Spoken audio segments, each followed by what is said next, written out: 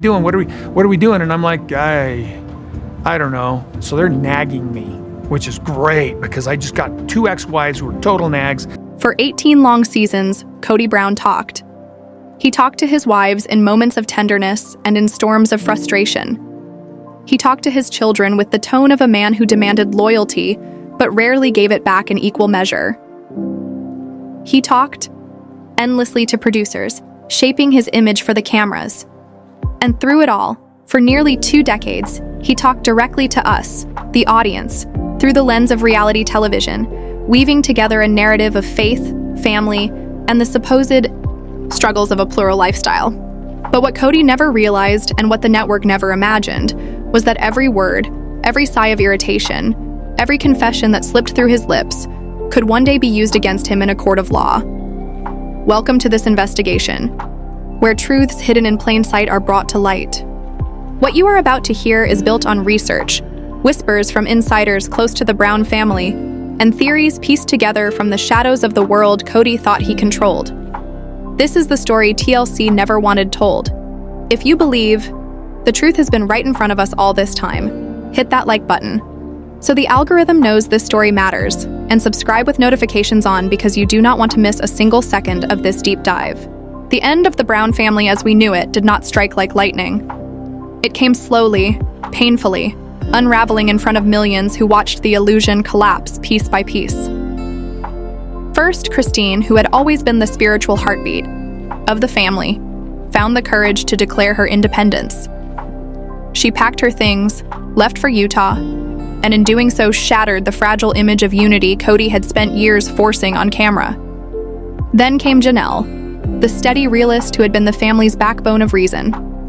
She finally had enough, choosing her children and her own financial security over a husband who no longer acted like one. And last was Meri, the first wife, the one who clung the longest to the wreckage. For years, her spiritual union with Kody had been nothing more than a hollow performance. And when it ended officially, it exposed the truth fans had long suspected, that theirs had been loveless. For over a decade, to the audience, it looked like heartbreak. To TLC, it was ratings gold. The narrative painted in tell-all specials and emotional confessions was centered on betrayal, neglect, and raw feelings. Kody felt cornered. The wives felt discarded. To viewers, it looked like a soap opera unraveling in real time. But behind that curtain, something far darker was taking shape, something that had little to do with love and everything to do with money, power, and control. According to insiders, what the public didn't see was a legal storm brewing.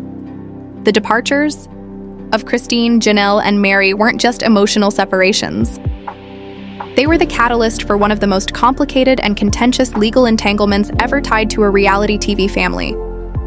The battles weren't filmed in confessional chairs or tell-all studios. They were waged in quiet law offices and behind closed arbitration doors. And at the center of that fight stood Coyote Pass. This wasn't just land. It was the so-called promised land, the dream Kody dangled for years as proof of their shared future. It was meant to be the ground where their homes would rise side by side, where their plural dream would take physical form. Everyone poured into it. Janelle using her real estate skill and her savings, Christine selling her beloved Las Vegas home and adding the proceeds to the family pot, Meri contributing through her ventures. Together they formed Brown Family Properties, LLC, a business entity that bound them in ways no spiritual marriage ever could. A marriage could be ended with a conversation. An LLC demanded dissolution through the law, and with dissolution came the division of assets. And that division would reveal ugly truths. The cracks widened quickly. Janelle famously sacrificed her comfort by living in an RV on the land, proving her dedication. Christine gave up the house she loved, handing Kody and the family her equity, in exchange for the dream of her children having a home. Both women gave everything, and yet when the marriage ties unraveled, they realized the money wasn't sitting in some clean account waiting to be divided. As managing partner of the LLC, Kody had the power, and insiders whispered that he never intended to part with it. He saw Coyote Pass as his legacy, his and Robyn's future, not something to be shared equally.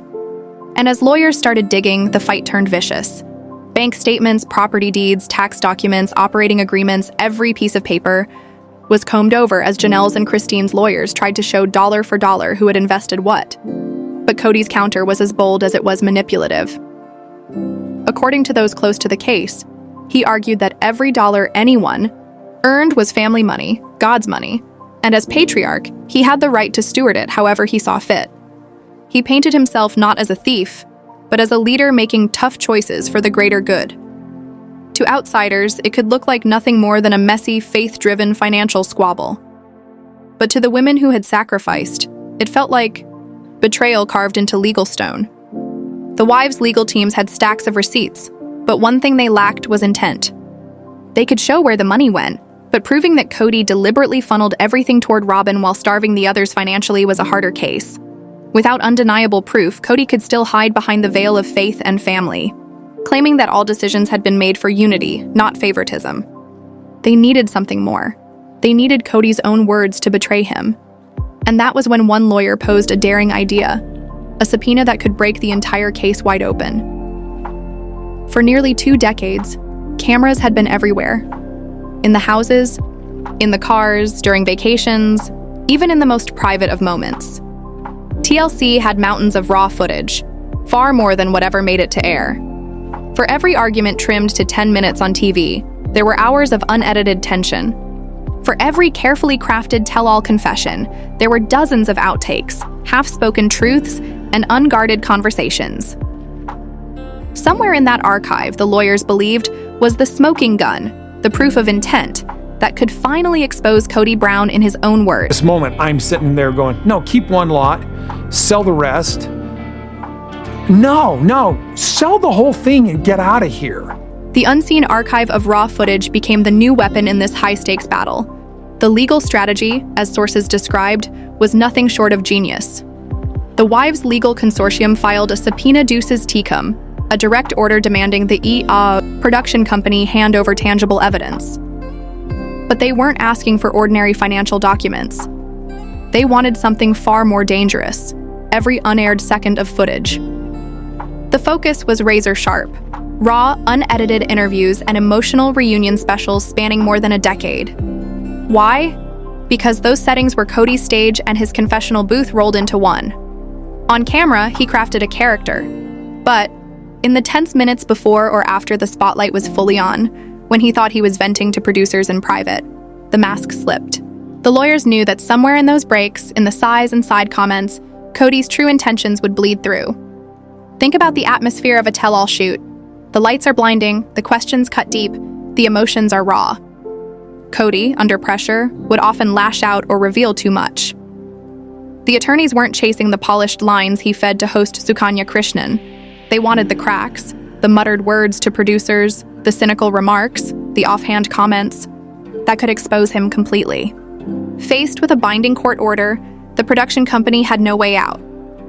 According to insiders, terabytes of digital footage were handed over, raw, unfiltered, and unpolished.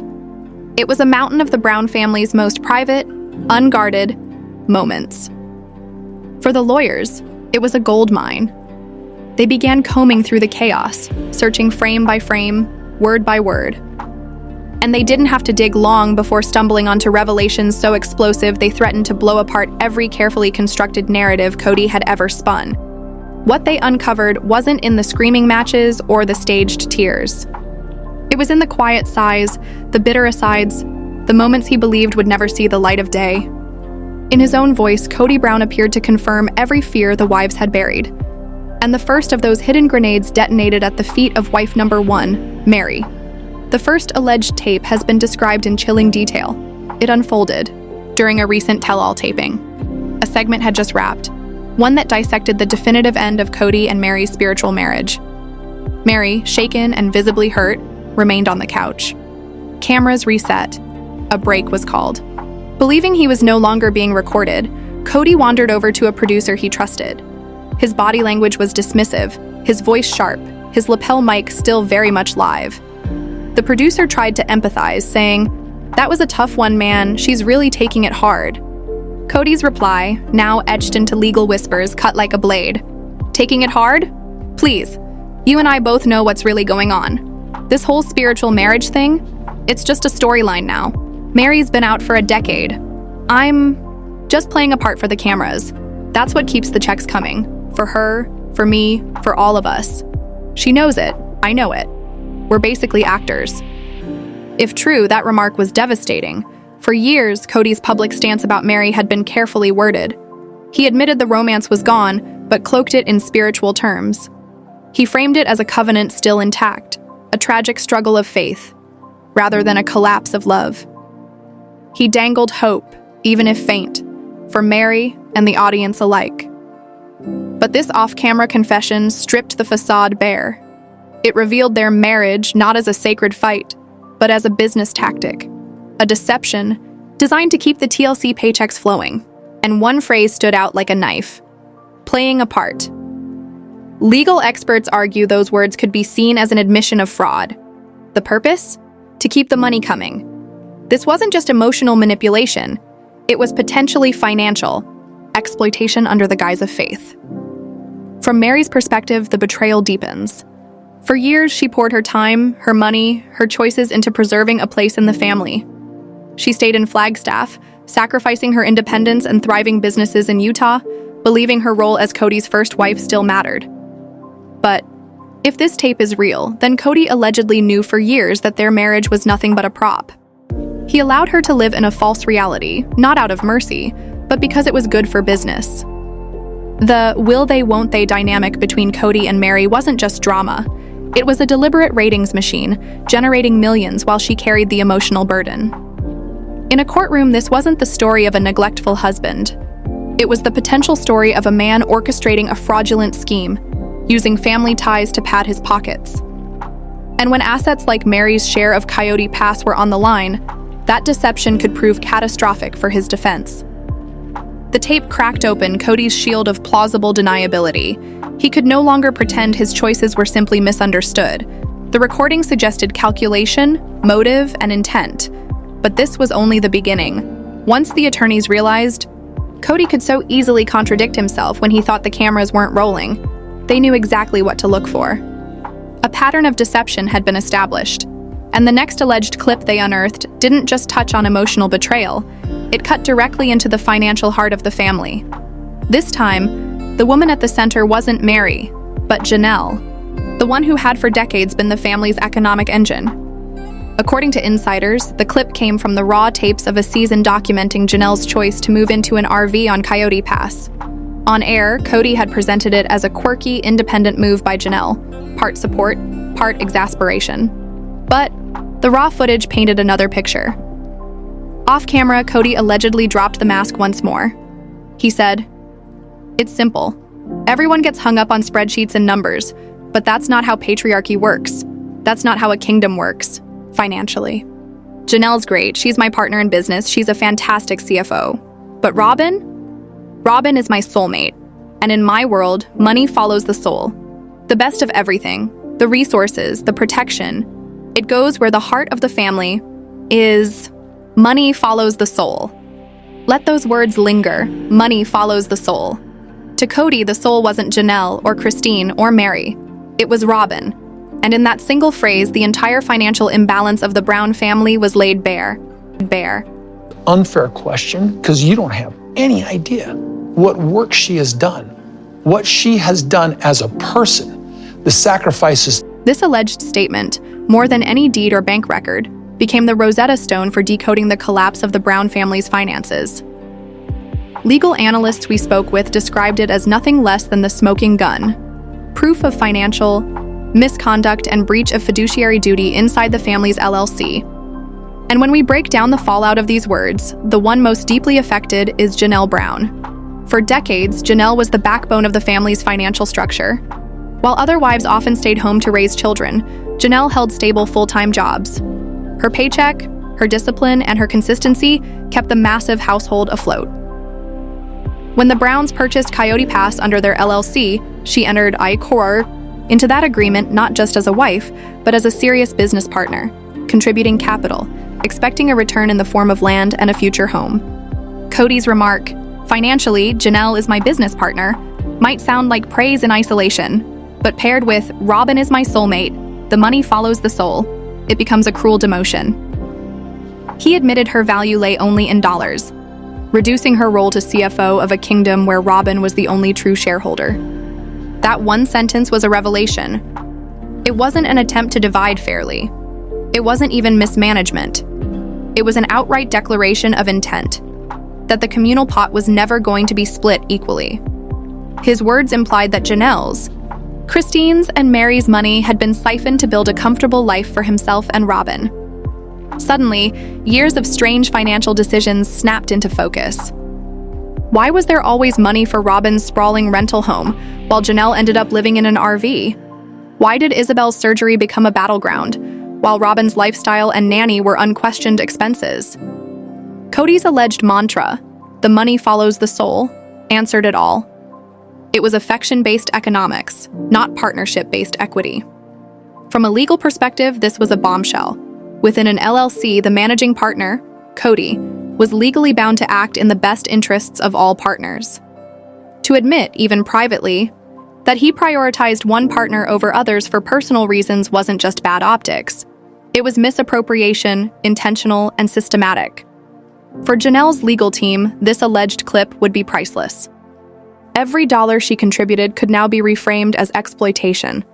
Every sacrifice as fuel for the life Kody was building, exclusively with Robyn. This wasn't just betrayal of a spiritual marriage. It was betrayal of a business contract. With that tape, the case against Kody was taking form. First, they had alleged evidence of emotional fraud against Meri. Now, they had financial fraud tied to Janelle. But the lawyers still needed one final piece. Proof of Kody's contempt for the responsibilities of fatherhood, especially toward children not born to Robyn. And according to sources, they found it in one final unguarded conversation. A moment insiders call the third tape, the one dubbed Trapped by Obligations. This alleged clip surfaced during one of the most chaotic chapters of the family, Christine's departure and Kody's polarizing COVID rules, which fractured his bond with multiple children. On camera, Kody played the role of the grieving father, claiming he was devastated by the distance.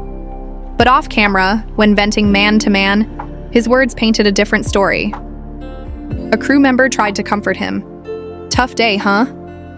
Lots of heavy stuff with Christine and the kids." Kody's reply was raw. "You have no idea. I swear sometimes I feel trapped. I did my duty. I gave her kids. I provided a home. I did the whole dance for 25 years. But now I'm still on guy." The hook. College for Isabel, Truly's needs, Pete in this, Mike Kelty that. It never ends.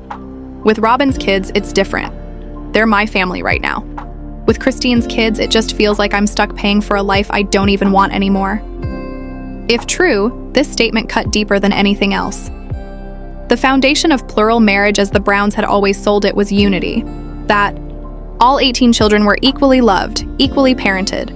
Wives weren't mothers of their own children. They were mothers to all. Kody, too, insisted for years he was father to every child, not just biologically, but spiritually. But this alleged tape shattered that illusion.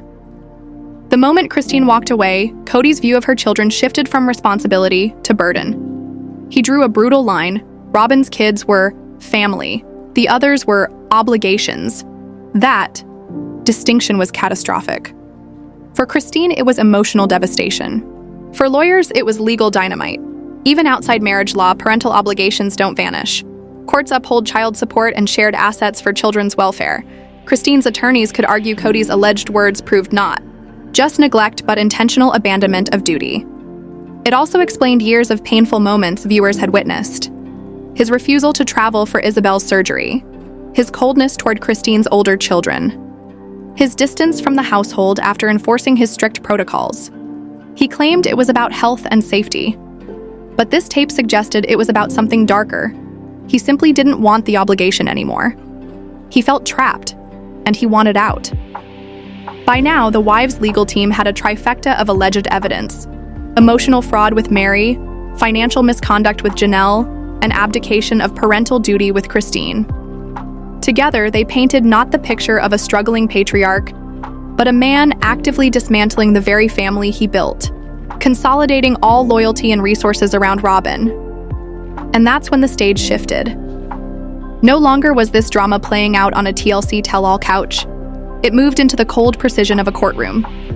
According to sources, the final showdown came in binding arbitration, behind closed doors in a sterile conference room serving as a courtroom. On one side sat Meri, Janelle, and Christine with their attorneys. On the other sat Kody and Robyn, pale, isolated, defiant. At first it was routine, spreadsheets, deeds, and arguments. But then the wives' lead attorney stood and said, "Your Honor, we'd like to present evidence that speaks directly to intent." A screen was wheeled in. Kody, sources say, looked confused. The first tape rolled. "Meri's out. She's been out for a decade. I'm just playing a part for the show." Silence filled the room. Kody's face reportedly drained. The second tape played. "Financially, Janelle is my business partner, but Robyn is my soulmate. The money follows the soul."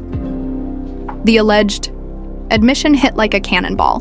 Proof of bias, favoritism, and financial exploitation. Finally, the third tape. "I feel trapped, paying for a life I don't even want anymore." The words of a father rejecting his own children. Together, the tapes stripped away the persona, leaving only Kody's voice indicting himself. The verdict, as insiders describe, was swift. The Brown Family Properties LLC was ordered dissolved.